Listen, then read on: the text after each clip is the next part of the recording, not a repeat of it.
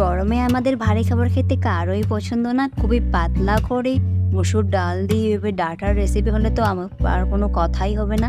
আজকে খড়িয়ার ডাঁটার সঙ্গে মসুর ডালের রেসিপি শেয়ার করব। আসসালামু আলাইকুম, সবাই স্বাগতম ইঞ্জি কিচেনে। আজকে আমাদের রেসিপি হচ্ছে মসুর ডাল দিয়ে খড়িয়া শাকের ডাঁটা। ভিডিওটি অবশ্যই শেষ পর্যন্ত দেখবেন। চলুন তারা রেসিপিটা শুরু করে দিচ্ছি। এই যে আমি বাজার থেকে এই যে শাক কিনে নিয়েছি, এই ডাঁটাটাও রান্না করা যায় এবং শাকটাও খাওয়া যায়। আচ্ছা, আপনাদের ওখানে এই শাককে কী বলে? প্রথমে শাকগুলো বেছে নিয়ে নিব। এই যে দেখুন, প্রথমে পাতাগুলো ছাড়িয়ে নিচ্ছি। এইটার রেসিপি আমি অন্য একদিন শেয়ার করবো, তবে আজকে শুধু ডাঁটাটার রেসিপি শেয়ার করছি। ডাঁটাগুলো একটা চাকুর সাহায্যে ওই ছোটো ছোটো টুকরো করে কেটে নেব। সমস্ত ডাঁটা আমি এখানে কেটে নিয়েছি। খুব মোটা ডাঁটাগুলো বরাবর এখানে আমি কেটে নিচ্ছি, যাতে মশলাটা খুব ভালো মতো অ্যাড হয়ে যায়। এবার ডাঁটাগুলো পরিষ্কার জলে ধুয়ে নিয়ে নিব। এর সঙ্গে নিয়েছি একটা পাত্রে মসুর ডাল। বসিয়ে কড়াতে প্রথমে দিয়ে দেবো সাদা তেল, আপনার যাতে সরষের তেল ইউজ করতে পারেন। এবার সেখানে দিয়ে দেবো দুটো শুকনো লঙ্কা ফোড়নের জন্য, আর দিয়ে দেবো 5 ফোড়ন এই মশলা, আর দিয়ে দেবো একটু সামান্য পরিমাণে জিরে। দিয়ে দিচ্ছি একটা ছোটো দেখে পেঁয়াজের কুচি। সমস্ত মশলা ভালো মতো ভেজে নেব। আর এই পড়ছে কিন্তু দেশি ফোড়নটা একদমই লো রাখবেন, মানে জিরে 5 ফোড়নটা খুবই পড়ে গেলে একদমই রেসিপিটা ভালো হবে না। একটু কিছুক্ষণ আমি এগুলো ভেজে নেওয়ার পর গ্যাসের ফ্লেমটা মিডিয়াম করে দিব, এবং এখান থেকে আমি শুকনো লঙ্কা দুটো তুলে নেব, যাতে মিডিয়াম করার পরে শুকনো লঙ্কা পুড়ে না যায়। এই যে মিডিয়াম করে আমি এগুলো ভেজে নিয়ে নিয়েছি। এবার দিয়ে দেবো সেখানে কাঁচা লঙ্কা ঝালের জন্য, আর একটা শুকনো লঙ্কা দিচ্ছি, বেশি ঝাল করবো না যেহেতু গরম খুন পড়েছে।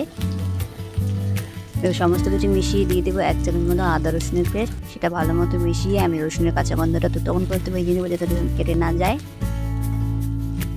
খুব ভালো মতো মিশিয়ে নিয়েছি এবং পেঁয়াজটা দেখুন ভালো মতো ভেজে নেওয়া হয়ে গেছে। এবার দিয়ে দিব ডালগুলো। মসুর ডাল এটা পরিষ্কার করে জলে 2 থেকে 3 বার ধুয়ে নিয়ে নিয়েছি, কিন্তু খুব ভালো মতো মিশিয়ে নিয়ে নিলাম। মিশিয়ে খুব ভালো মতো এটা নাড়িয়ে নিয়ে নিচ্ছি কিছুক্ষণ। খুব ভালো মতো মিশিয়ে এবার দিয়ে দিলাম হলুদ গুঁড়ো, দিয়ে দিলাম ধনে গুঁড়ো, কাশ্মীরি লাল লঙ্কা গুঁড়ো দিয়ে দিলাম। দিয়ে ভালো মতো মিশিয়ে নিয়ে নেব।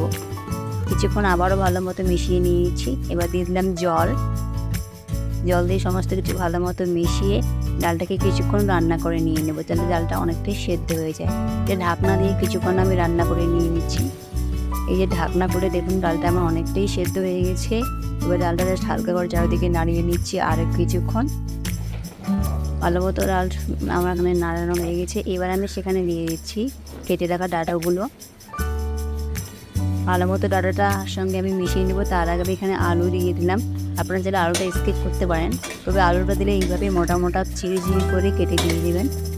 আলু দিয়ে সমস্ত কিছু ভালো মতো আমি এখানে মিশিয়ে নিয়ে নিচ্ছি। খুব ভালোভাবে মিশিয়ে নিয়েছি। এবার দিয়ে দেবো জলের পরিমাণটা একটু বেশি দিবেন, যাতে মশলাটা খুব ভালো মতো জলের সঙ্গে মিশিয়ে এবং সমস্ত কিছু এইভাবে ডুবে থাকে, তাহলে দেখবেন যে রেসিপিটা অনেকটাই দুর্দান্ত হবে।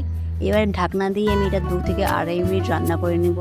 এইভাবে ডালটা বাকি সেদ্ধ হয়ে যাবে এবং সমস্ত কিছু সেদ্ধ হয়ে যাবে। এই যে দেখুন ঢাকনা খুলিয়ে দিলাম কিছুক্ষণের মধ্যেই, পুরো 2.5 মিনিট না, মোটামুটি 1 মিনিট পর ঢাকনা খুলে আমি টমেটোটা দিয়ে দিলাম। টমেটোটা আগে দিবেন না, ডালটা একদমই সেদ্ধ হবে না, প্লাস আলুগুলোও সেদ্ধ হবে না। ঢাকনা খুলে দেখুন ভালো মতো এবার নাড়িয়ে দিয়ে দিচ্ছি। নাড়িয়ে একটু করে জলটা অনেকটাই আমি শুকিয়ে নিই। বেশি জল শুকাবো না, আজকে একটু জলই করবো। এটা একটু জল করলেই বেশি ভালো লাগে খেতে। এভাবে ডালটা নাড়িয়ে কিছুক্ষণ আমি রান্না করে নিয়ে নিচ্ছি। রান্না আমার কমপ্লিট হয়ে গেছে। এবার এটা গরম গরম ভাত, রুটি, পরোটা যার সঙ্গে সার্ভ করে না, খেতে এতটাই দুর্দান্ত। এই গরমে এরকম পাতলা খাবার অবশ্যই বাড়িতে একবার বানিয়ে দেখবেন।